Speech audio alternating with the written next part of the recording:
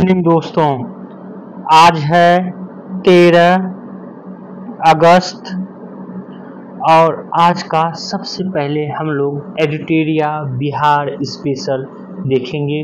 उसके बाद current affairs जो है देखेंगे डेली करंट अफेयर्स के अंतर्गत। तो बिहार में पर्यटन जो है एडिटोरिया में बहुत ही कम जो है इसमें फैक्ट्स दिया है। इसके बारे में अगर आपको वृहद जानकारी लेनी है तो आप 11, 12 और 13 जून का जो है वीडियो हमारा देखें, जिसमें कि लुसेंट बिहार स्पेशल से जो है बिहार में पर्यटन के संदर्भ में वृहद जानकारी दी गई है। हालांकि इसमें भी जो है कुछ महत्वपूर्ण जानकारी है जो कि जो है पूछा गया है, लेकिन वृहद चूँकि पर्यटन वाले क्षेत्र से जो है ज़्यादा प्रश्न पूछे जा रहे हैं आजकल, तो आप वो वीडियो जो है ज़रूर देखें, वो आपको ज़्यादा फ़ायदा करेगा। और इसमें जो इम्पोर्टेंट है एडिटोरिया में उसके बारे में भी हम लोग जो है अभी चर्चा करेंगे। तो चलिए स्टार्ट करते हैं। पर्यटन की बात करें तो बिहार जो है पर्यटन की दृष्टि से एक समृद्ध राज्य है। चूँकि बिहार में जो है ऐतिहासिक, धार्मिक और प्राकृतिक ये सभी स्थल जो है मौजूद है। ऐतिहासिक रूप से जो है आप देखेंगे कि अशोक का कार्यकाल, उदयन के बाद का कार्यकाल जो, और मौर्य साम्राज्य का कार्यकाल जो कि लकड़ी का जो किला बनाया गया था मौर्य वंश में, वो पर्यटन के लिए ऐतिहासिक रूप से महत्वपूर्ण है। वहीं पर शेरशाह द्वारा जो है ऐतिहासिक रूप से महत्वपूर्ण है किले। और आगे देखेंगे आप लोग तो धार्मिक रूप से जो है बिहार में जैन धर्म, बौद्ध धर्म और हिंदू धर्म से संबंधित, और साथ ही साथ सिख और मुस्लिम धर्म से संबंधित जो है बहुत सारे पर्यटन स्थल है।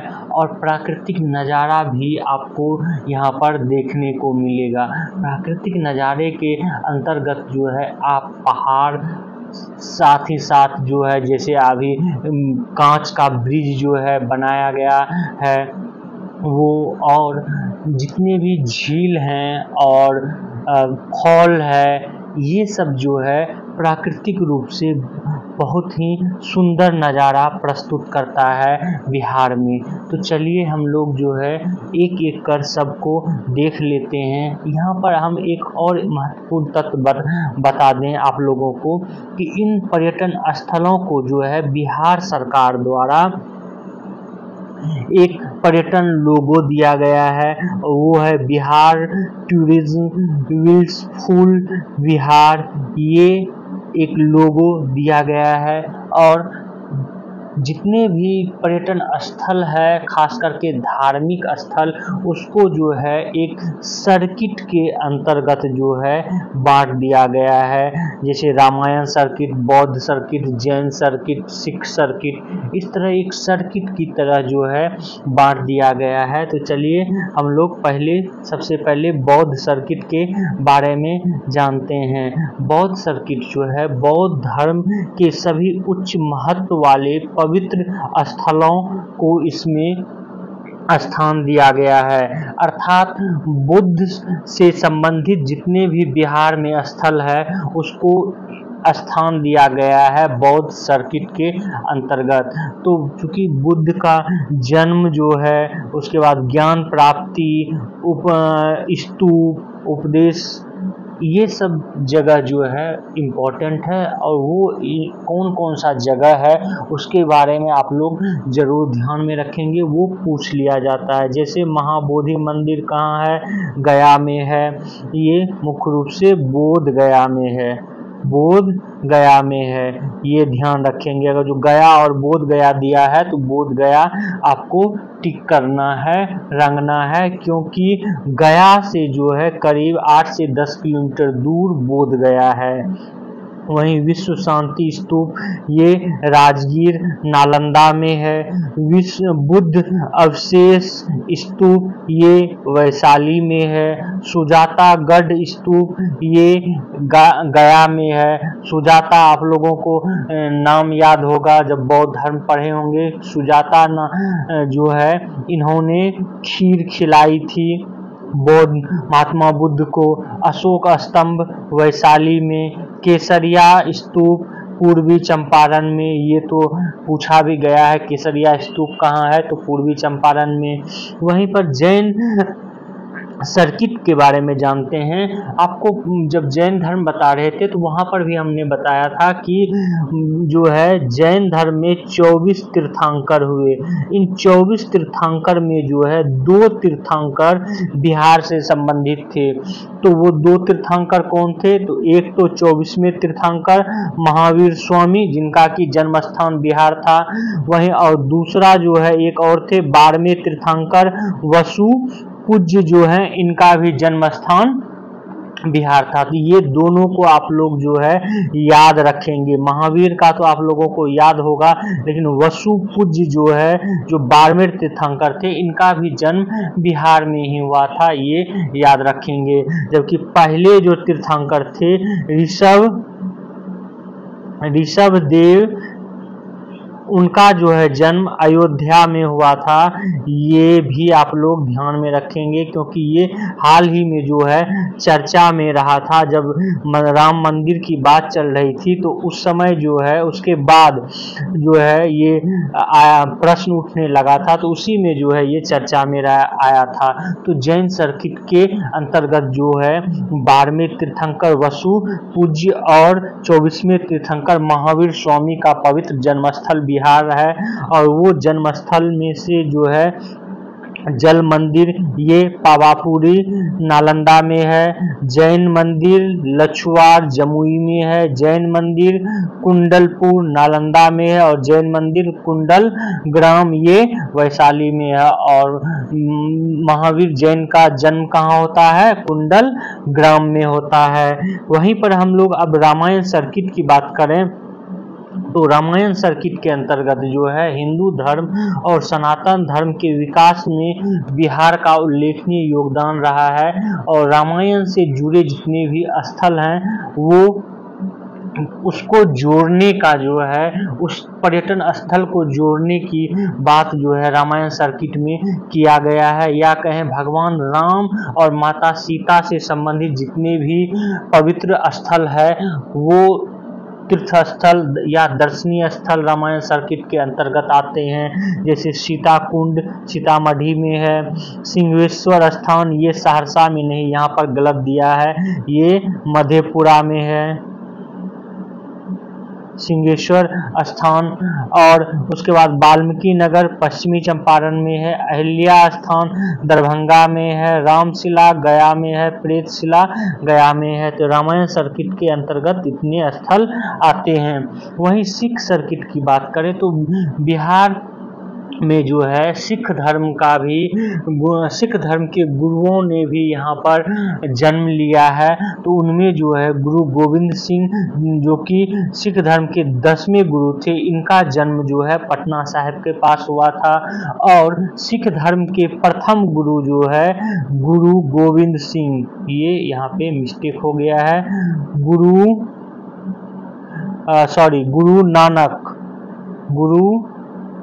नानक जो हैं वो पहली बार बिहार आए थे, तो वो सर्किट में जोड़ा गया है। और 9वें गुरु जो है गुरु तेग बहादुर सिंह, ये भी जो है बिहार आए थे। तो ये सिख सर्किट के अंतर्गत जो है इनको रखा गया है। सिख धर्म के नानक गुरु गोविंद सिंह के जितने भी स्थल है और इनके अंतर्गत जो स्थल रखा गया है वो है तख्त श्री हरमिंदर जी पटना साहिब पटना में, गुरुद्वारा गुरुबाग पटना में, कंगन घाट पटना में, प्रकाश पुंज पटना में, गुरुद्वार हंडी साहब पटना में, गुरुद्वार बाल लीला पटना में और गुरु नानक कुंड राजगीर में जो है ये स्थल है। वहीं पर सूफी सर्किट जो कि धर्मावलंबियों का जो है एक दर्शनीय स्थल है। इसके अंतर्गत जो है चिश्ती संप्रदाय और सुहरावर्दी संप्रदाय जो है संबंधित है। इसके अंतर्गत जो महत्वपूर्ण दर्शनीय स्थल है मनेर जो कि पटना में है, अमझर शरीफ औरंगाबाद में है, शेरशाह सूरी का मकबरा सासाराम रोहतास में है, बड़ी दरगाह नालंदा में है।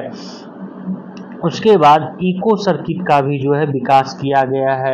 इको सर्किट के अंतर्गत जो है जो प्राकृतिक छटा, जैविक विविधता और मन भावक पर्यावरणीय दृश्य वाले स्थल हैं उनको जो है जोड़ने की बात इसमें कही गई है। और इसके अंतर्गत पहाड़, झरने, हरियाली के मन भावक दृश्य जो हैं मौजूद हैं। तो कौन कौन सा स्थल है इसको हम लोग जान लेते हैं। वाल्मीकि टाइगर रिजर्व ये पश्चिमी चंपारण में है और बिहार का जो है पहला टाइगर रिजर्व है, ये भी याद रखेंगे।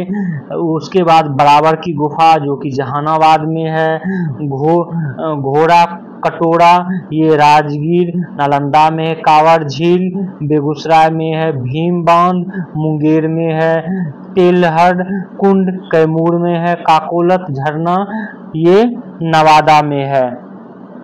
ये सब स्थल जो है इको सर्किट के रूप में इसका विकास किया गया है।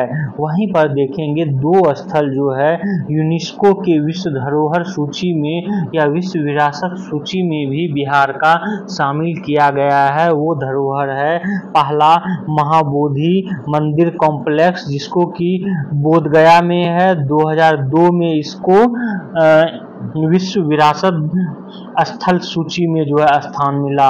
और ये जो है महाबोधि मंदिर बोधगया स्थित बौद्ध धर्म का सबसे पवित्र स्थल है। भगवान बुद्ध को ज्ञान की प्राप्ति बोधगया में हुई थी। इस मंदिर के प्रांगण में बोधि वृक्ष भी मौजूद है जिसके नीचे भगवान बुद्ध को ज्ञान की प्राप्ति हुई थी। तो पहली जो है महाबोधि कॉम्प्लेक्स को इस सूची में रखा गया था यूनेस्को का। उसके बाद नालंदा महाविहार का पुरातात्विक स्थल इसको जो कि नालंदा में इसको 2016 में जो है रखा गया था विश्व विरासत यूनेस्को की विश्व विरासत सूची के अंतर्गत। नालंदा महाविहार का निर्माण प्राचीन गुप्त काल में शिक्षा का केंद्र के रूप में हुआ था। बौद्ध धर्म का सबसे बड़ा शिक्षा का केंद्र था। यह विश्व का प्रथम बड़ा विश्वविद्यालय था। बख्तियार खिलजी द्वारा नालंदा विश्वविद्यालय को जो है ध्वस्त कर दिया गया था और 2010 में संसद द्वारा पारित नालंदा विश्वविद्यालय अधिनियम के द्वारा राजगीर में नालंदा विश्वविद्यालय की पुनर्स्थापना का कार्य किया गया और जहां 2014 से शैक्षणिक सत्र जो है प्रारंभ भी हो गया था और हाल ही में जो है इसको वृहत स्तर पर निर्माण किया गया है जिसका कि हाल ही में उद्घाटन किया गया है प्रधानमंत्री द्वारा। और ये दोनों स्थल जो है आप जब बीपीएससी का क्वेश्चन बैंक बनाएंगे तो उसमें जो है पूछा गया है। हालांकि पर्यटन क्षेत्र जो है इसमें एडिटोरिया में बहुत कम दिया है। आप लोग जो है एक बार जाकर ल्यूसेंट 11, 12 और 13 जून का जो है मेरा वीडियो वो देख लें, उसमें वृहत रूप से दिया गया है। अब आज का हम लोग जो है करंट अफेयर्स देख लेते हैं। आज का पहला करंट अफेयर्स जो है ये है बांग्लादेश से संबंधित। यहाँ पर आपको बता दें कल हमने इस करंट अफेयर्स को स्किप कर लिया था इसलिए आज हम इंक्लूड किए हुए हैं। यहाँ पर आपको जो याद रखना है मेन तथ्य ये है सेंट मार्टिन द्वीप। सेंट मार्टिन द्वीप जो है ये बांग्लादेश में है, बंगाल की खाड़ी में और म्यांमार बांग्लादेश में पड़ता है लेकिन म्यांमार से ये सटा हुआ है। अभी ये चर्चा में इसलिए है कि शेख हसीना जो कि बांग्लादेश की प्रधानमंत्री थी इन्होंने ये दावा किया है कि अमेरिका ने सेंट मार्टिन द्वीप इसकी मांग की थी। अमेरिका ने कहा था कि इसे जो अमेरिका को सौंप दें। अगर हम दैट मीन्स शेख हसीना इस द्वीप को सौंप देती तो तख्ता पलट शेख हसीना का नहीं होता। ये दावा है शेख हसीना का और ये दावा जो है शेख हसीना ने इस्तीफा देने से पहले एक पत्र लिखा था, उसमें जो है ये चर्चा में आया। यहाँ पर आपको कुछ मेन तथ्य बता दें सेंट मार्टिन द्वीप के बारे में। यहाँ जो है इस द्वीप पर नारियल पेड़ों की बड़ी संख्या होने के कारण इस द्वीप को बंगाली में नारिकेल जिंजीरा या नारियल द्वीप के नाम से जाना जाता है। इसे दारूचीन द्वीप या दालचीनी द्वीप के नाम से भी जाना जाता है। 18वीं शताब्दी में इसे पहली बार अरब व्यापारियों ने बसाया था, उन्होंने इसे जजीरा नाम दिया था। 1900 ईस्वी में ब्रिटिश सर्वेक्षणकर्ता की एक टीम ने सेंट मार्टिन द्वीप को ब्रिटिश भारत के हिस्से के रूप में शामिल किया और इसका नाम सेंट मार्टिन नामक एक ईसाई पुजारी के नाम पर रखा। 1937 में म्यांमार से अलग होने के बाद यह द्वीप ब्रिटिश भारत का हिस्सा बना रहा और 1947 के विभाजन में ये पाकिस्तान नियंत्रण में चला गया था और 1971 में जब जो है बांग्लादेश बना तो ये बांग्लादेश के नियंत्रण में चला गया ये द्वीप। तो इस द्वीप की जो है आप लोकेशन भी ध्यान में रखेंगे कि ये बंगाल की खाड़ी में है सेंट मार्टिन द्वीप, क्योंकि ये चर्चा में है और पूछा जा सकता है। आज का अगला करंट अफेयर्स देखते हैं। आज का अगला करंट अफेयर्स जो है बहुत ही महत्वपूर्ण है, संभावना है कि किसी न किसी एग्जाम में पूछ लिया जाएगा। तो अभी हाल ही में जो है एक डाटा जो है जारी किया गया है और ये डाटा जो है नई दिल्ली में सोमवार को दैट मीन्स कि कल जो है जारी किया गया है शिक्षा मंत्री धर्मेंद्र प्रधान के द्वारा।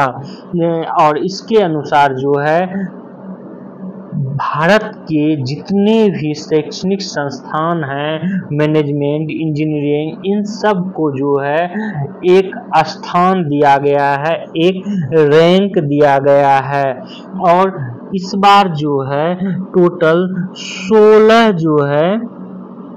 16 कैटेगरी में स्थान दिया गया है और 3 नए कैटेगरी का भी जो है इजाद किया गया है। यहाँ पर आप ये भी ध्यान में रखें कि सर्वश्रेष्ठ विद्यालय का जो है कैटेगरी जरूर आप लोग याद रखेंगे। सर्वश्रेष्ठ विद्यालय IISC बेंगलुरु को दिया गया है। वहीं पर जो है इंजीनियरिंग कैटेगरी में IIT मद्रास को, इसके बारे में हम आगे भी चर्चा करेंगे। यहाँ पर हम आपको एक इम्पोर्टेंट तथ्य बता दें कि छठे साल जो है ओवरऑल कैटेगरी में IIT मद्रास जो है शीर्ष पर रहा है। टोटल ओवरऑल मतलब कहने का तात्पर्य यह है कि management category, innovation category, college category, engineering category, विश्वविद्यालय कैटेगरी, टोटल जितने भी 16 कैटेगरियों में ये दिया गया है, इन 16 कैटेगरियों को मिलाकर ओवरऑल में जो है IIT मद्रास जो है शीर्ष पर रहा है। ये आप लोग जरूर ध्यान में रखेंगे।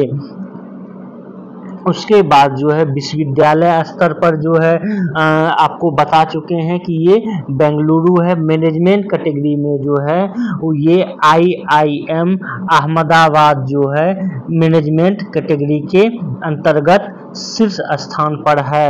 वहीं पर कॉलेज कैटेगरी में हिंदू लॉ कॉलेज जो कि दिल्ली में है, ये शीर्ष स्थान पर जो है अभी भी काबिज है।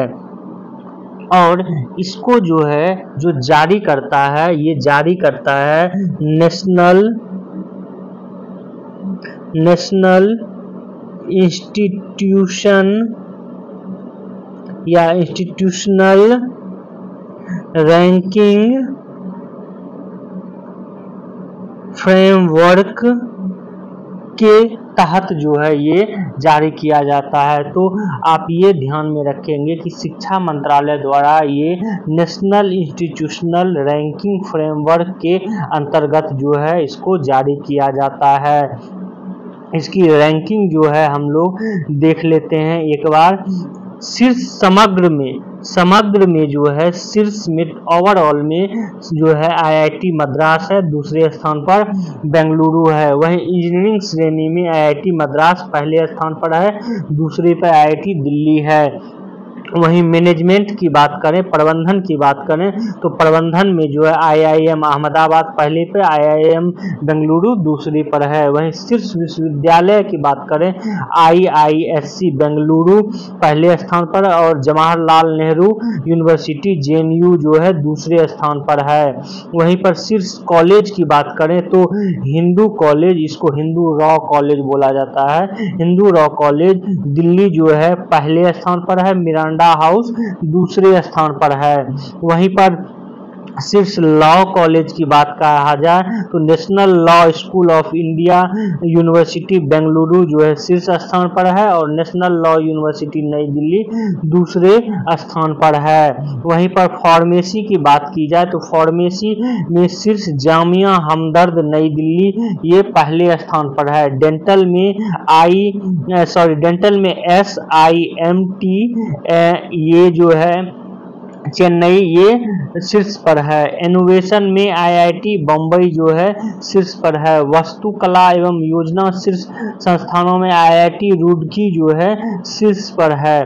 और यहाँ पर जो है कुछ नए जो दिया गया है, कृषि में देखें तो कृषि Indian agriculture research institute Delhi शीर्ष पर है। ओपन यूनिवर्सिटी का जरूर ये जो है इंट्रोड्यूस पहली बार किया गया, ओपन यूनिवर्सिटी और राज्य यूनिवर्सिटी, तो इसको भी आप लोग ध्यान में रखेंगे। ओपन यूनिवर्सिटी में इंदिरा गांधी ओपन यूनिवर्सिटी शीर्ष पर है और राज्य में यूनिवर्सिटी में अन्ना यूनिवर्सिटी चेन्नई जो है शीर्ष पर है, ये जरूर ध्यान में रखेंगे।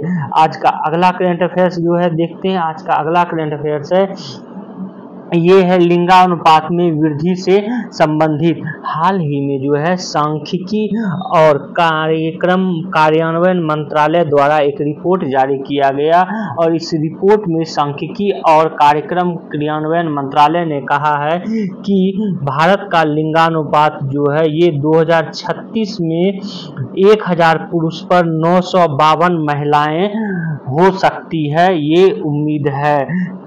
2011 की जनगणना की बात करें तो लिंगानुपात जो है 943 है और 2021 की अभी जनगणना नहीं हुई है, तो अभी जो है 2011 की जनगणना की ही बात करते हैं। तो यहाँ दो तथ्य आपको याद रखना है कि इसको लिंगानुपात के बारे में डाटा किसने दिया है, तो सांख्यिकी का और कार्यक्रम क्रियान्वयन मंत्रालय ने, और भारत में महिला और पुरुष 2023 रिपोर्ट नाम से जो है ये रिपोर्ट जारी किया है और कहा है कि 2036 तक भारत की जनसंख्या जो है ये 152.2 करोड़ जो है हो जाएगी और उसमें महिलाएं जो है अनुपात ये 952 अनुपात होगा।